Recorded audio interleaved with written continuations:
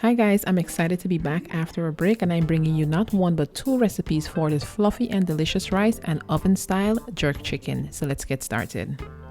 And I'm going to be making a Bahamian style peas and rice, and I've soaked pigeon peas overnight and I'm going to boil it with garlic and thyme just until the peas is soft for about 35 minutes.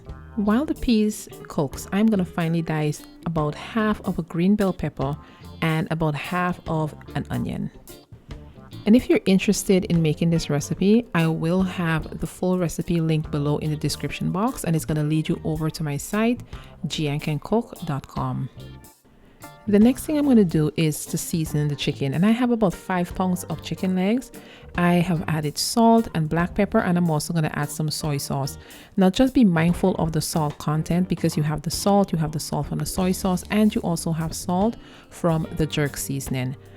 I've also added some ginger paste and some fresh thyme, and then I'm just gonna get in there and just make sure that all of the pieces are nicely coated. I like to use my hands. This is just the best way, but just be sure to thoroughly rinse your hands and clean your surface once you're done.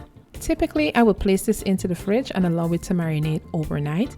But for the purpose of this video, I'm just going to cook it right away, and I'm just placing it into a baking dish and covering it tightly with foil. I'm going to place that into the oven, let it cook, and then get started on the peas and rice. To a pot, I've added oil and I'm adding brown sugar, which I've allowed to caramelize.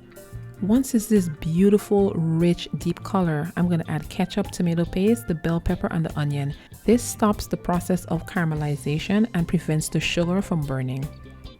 And I'm just going to let this cook for about 4 to 5 minutes, just until the vegetables begin to soften. And then I'm going to add the pigeon peas that we've cooked, and I'm going to give it a good stir. I'm going to add 2 chicken bouillon for even more flavor. I'm going to let this cook for a few minutes, just until the bouillon cube melts, and then I'm going to add rice.